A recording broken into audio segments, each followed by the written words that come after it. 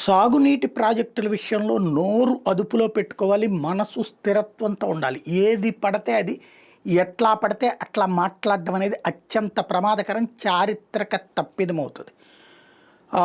ఇదివరకటి రోజుల్లో పట్టిసీమని వ్యతిరేకించినప్పుడు, పులిచింతలను వ్యతిరేకించినప్పుడు కూడా నేను తప్పుపట్టా.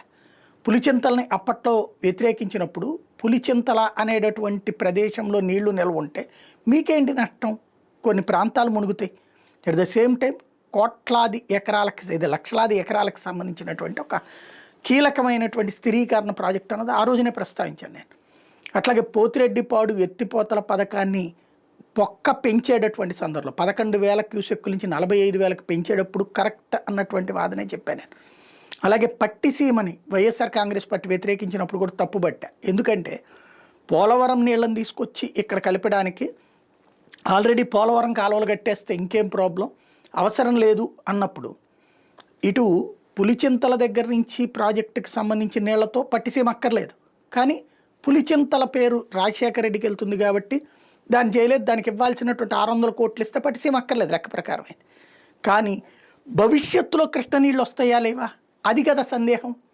ఆల్మట్టి కట్టిన తర్వాత నోటమట్టే జరిగింది, చాలా ప్రాంతాల దెబ్బతిన్నాయి ఆల్మట్టి తర్వాత.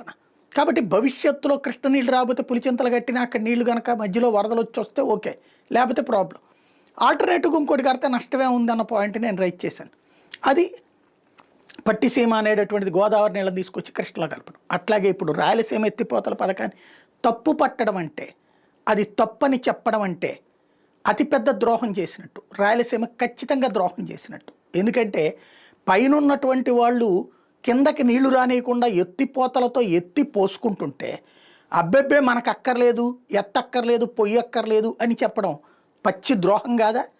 దాన్ని రాజకీయ కోణంలో జగన్కి ఎక్కడ పేరు వస్తుందో అని చెప్పేసేసి జగన్ అనవసరంగా కట్టాడు, పెద్దిరెడ్డి మనుషులకి ఇచ్చి కట్టాడు, ఏమి ఇప్పుడు ఆ లెక్కనైతే కనుక నవయుగ వాళ్ళు లేకపోతే మెగా ఇవన్నీ మనకు సంబంధించిన వాళ్ళు కాదా?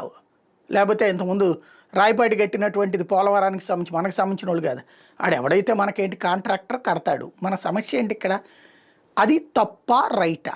రాయలసీమ ఎత్తిపోతల పథకం లేకపోతే రాయలసీమ నోట మట్టి కొట్టేందుకు అవతల ప్రయత్నాలు చేస్తుంటే కాపాడాల్సింది పోయి అబ్బెబ్బే అది అవసరం లేదు అని వాదించడం అంటే వెర్రితనం కాదా? ఇంకో పక్కన నేను చంద్రబాబుతో కుమ్మక్కయ్యాను, చంద్రబాబుతో మాట్లాడేసేసి నేను పనిని ఆపేయించాను అని ఒక పక్కన రేవంత్ రెడ్డి చెప్తుంటే దానికి బదులుగా లేదు లేదు మేము కట్టిస్తున్నామని చెప్పాల్సింది పోయి అది మేమే ఆపేసాం కాదు, ఎన్జీటీ ఆపేసిందిలే, అది అనవసరం అని మాట్లాడటం ప్రయోజనమేనా? అసలు ఎవరి కోసం మాట్లాడుతున్నారు ఇట్లాంటి మాటలు?